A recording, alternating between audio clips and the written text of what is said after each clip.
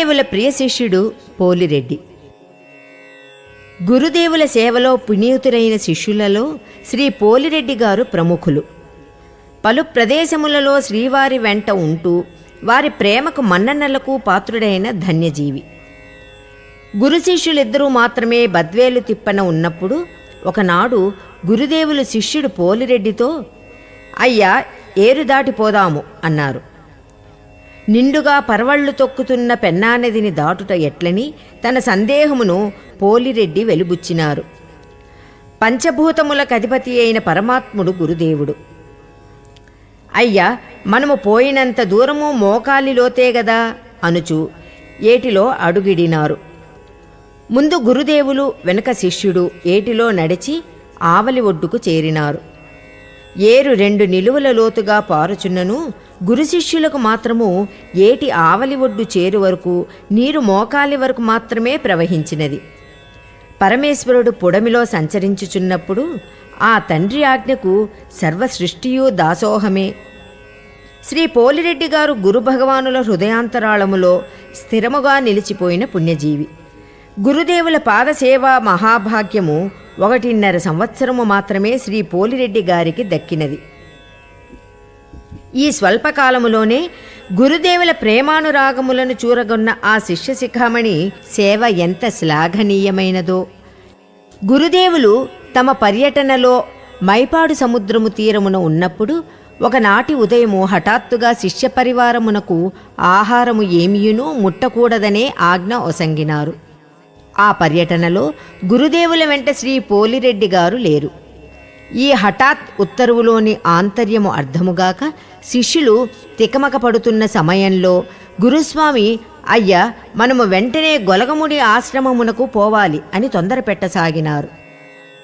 ఆజ్ఞాబద్ధులైన శిష్య పరివారము గురు భగవానునితో కదలి నాటి మధ్యాహ్నము గొలగముడి ఆశ్రమమునకు చేరినారు.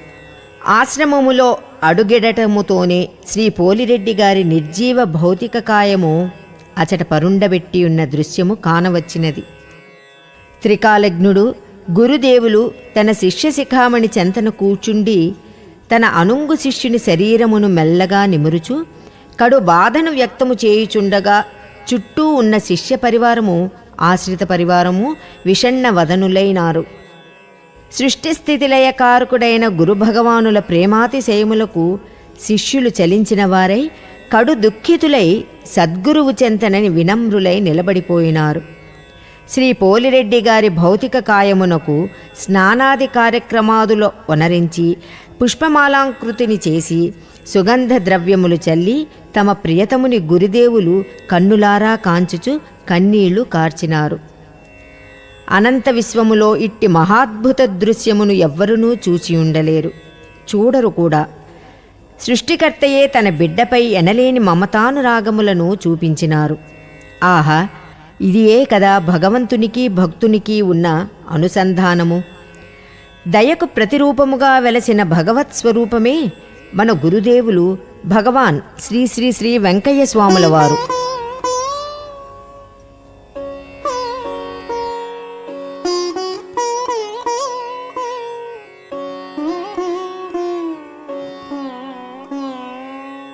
తమ ప్రియాతిప్రియమైన పుత్రుని తమ స్వహస్తాలతో ఎత్తుకుని భూమాతకు అప్పగించి ఆ శరీరముపై మొట్టమొదటిగా 5 దోసిళ్ల మట్టిని వేసినారు. గురుస్వామి కార్యక్రమమును పరివారమందరూ అనుసరించి పూర్తి చేసినారు. కార్యక్రమానంతరము గురుదేవులు తమ పరివారమంతటినీ స్నానములు చేయుడని ఆనతిచ్చి తాను కూడా అభ్యంగన స్నానమును ఆచరించినారు. ఈ కార్యక్రమము పూర్తి అగుసరికి సాయం సమయమైనది. రాత్రికి వంట కార్యక్రమము ప్రారంభించి గురుదేవులతో సహా అందరూ భోజనము చేసి పోలిరెడ్డి గారి గుణగణములను కొనియాడుచు ఆ రాత్రి అంతయు గడిపినారు. పరంధాముని ప్రేమకు నోచుకొనిన పుణ్యజీవి ఆ తండ్రిలో లయమైపోవును అనుట త్రికాల సత్యము. అట్టి జీవికి పునరపి జననం పునరపి మరణం లేవు అనునది వేదవాక్కు. తన భక్తులను ఉద్ధరించుటకు భగవంతుడు మానవ రూపంలో అవతరించినప్పుడు దివిలోని ఆయన భక్తులు భువిపైకి ఆయనను అనుసరించి వత్తురు. అందులో కొందరు ఆంతరంగిక కోటికి చెందిన భక్తులు. అట్టివారిలో తలమానికము మన పోలిరెడ్డి గారు. కర్రయ్య. నాగుల వెల్లటూరు వాస్తవ్యులు శ్రీ పోలిపోగు పెంచలయ్య గారు మొదటి ప్రపంచ యుద్ధకాలములో మిలిటరీకి పోయి 9 సంవత్సరములుండి మరల స్వగ్రామము చేరినారు. వారిని కర్రయ్య అని పిలిచెడివారు. గ్రామములో వ్యవసాయము చేసుకొనుచూ ఉండినారు. తదుపరి 6 సంవత్సరములకు వివాహము చేసుకొన్నారు. వివాహమైన 6 సంవత్సరములకు అమ్మాయి అబ్బాయి కలిగినారు. కుమారుని పేరు పెంచలయ్య.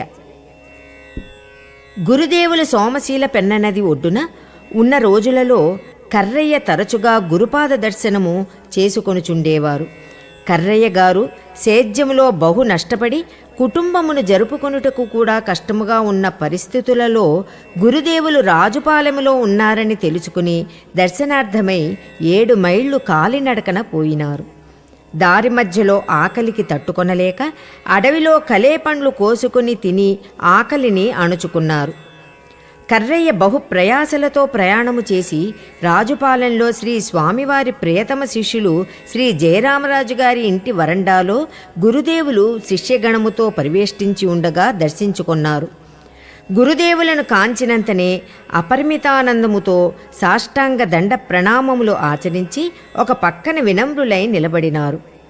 కర్రయ్య వైపు గురుదేవులు తమ కరుణా కటాక్షములను ప్రసరింపచేసి ఏమి మాటయ్యా అని అడిగినారు. కర్రయ్య, స్వామి, సేద్యములో నష్టము వచ్చినది, బతుకుట బహు కష్టముగా ఉన్నది. మీ ఆజ్ఞ అయితే ఏమి చేయమన్నను చేయుటకు సిద్ధముగా ఉన్నాను అని విన్నవించుకున్నాడు. గురుదేవులు తమ భక్తుల మనఃప్రవృత్తిని బట్టి వారికి తగు మార్గమును సూచించేవారు. కరుణామయులైన గురుదేవులు, అయ్యా, నీవు సేద్యము మానవద్దు. ముందు రోజులలో బ్రహ్మాండముగా ధనము సమకూర్తుంది.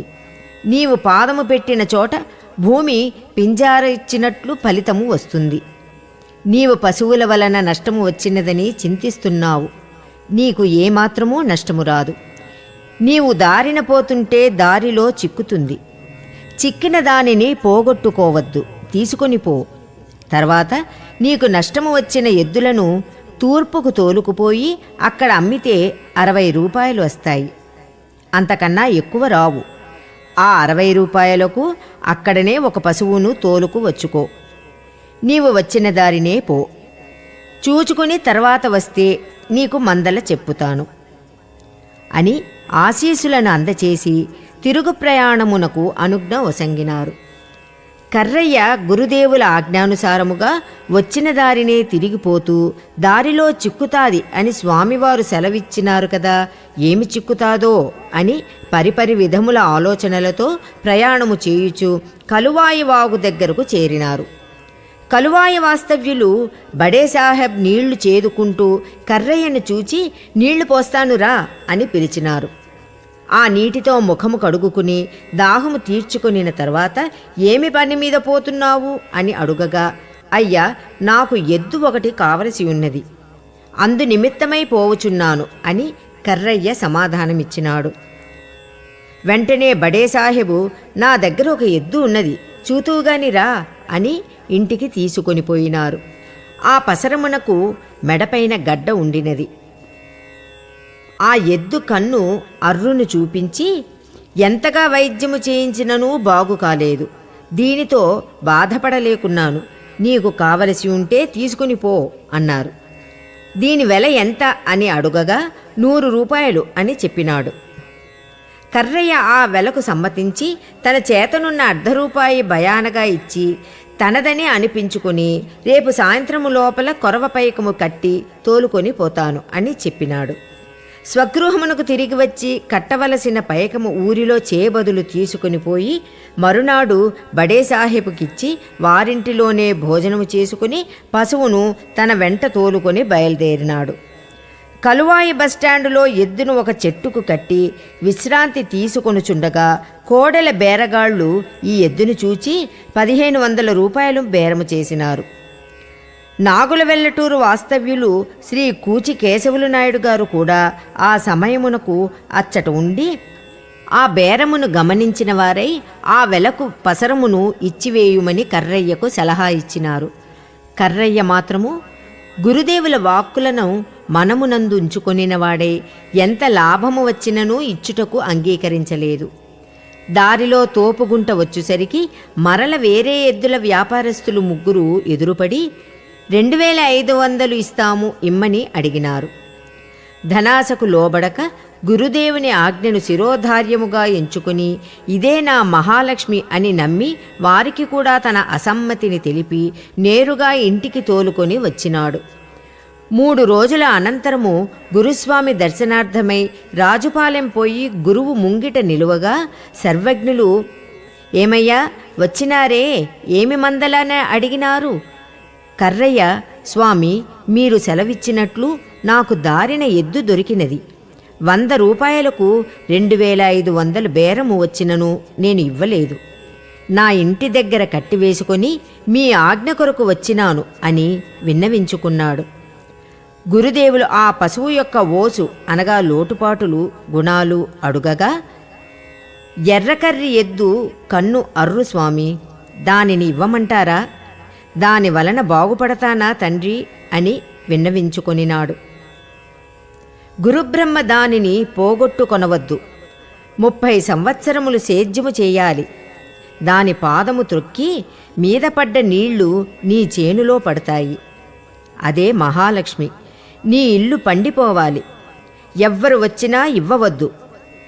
పాము కుసుము ఎండు అరిటాకు కాలబెట్టి దాని మసి నువ్వుల నూనెలో వేసి ఆ అర్రుకు రుద్దితే శుద్ధంగా ఏమీ లేకుండా పోతాది.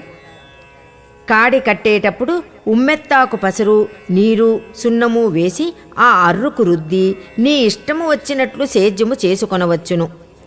1 రోజులకు యథాప్రకారముగా కోడెదూడ అర్రు అయినట్లు అయిపోవాలి. అన్ని అయిన తర్వాత 5000 రూపాయలు బేరము వస్తుంది. ఇవ్వవద్దు. ఇక నీవు వెళ్ళిపో, ఇంతే సంగతులు అని చెప్పి ఆశీర్వదించి సెలవిచ్చి పంపినారు.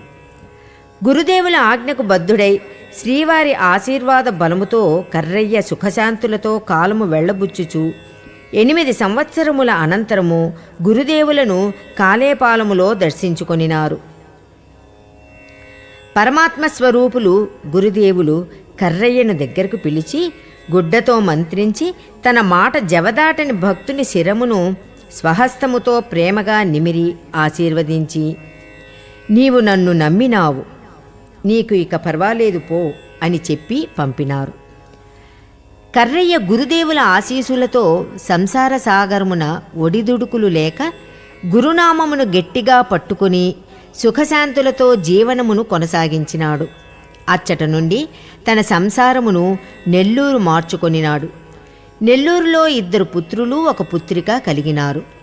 8 సంవత్సరముల అనంతరము గురుదేవులు కొండాయపాలెము గేటు వద్ద శిష్యులతో పరివేష్టించి ఉన్న రోజులలో కర్రయ్య పరబ్రహ్మ స్వరూపుని తన జీవిత పరమావధికి దారి చూపించిన సర్వేశ్వరుని దర్శనము చేసుకొని, స్వామి ఊరు వదిలిపెట్టి నెల్లూరులో కాపురముంటున్నాము, మీ దయ అని విన్నవించుకొనినాడు. త్రికాలజ్ఞుడు గురుదేవుడు రేళ్లు లెక్కపెట్టి నీకు జయము పో అని ఆశీర్వదించినారు. ఆనాటి గురుదేవుల ఆశీర్వాద బలముతో జీవితము 3 పువ్వులు 6 కాయలుగా దినదినాభివృద్ధిగా వెలిగిపోవుచున్నది.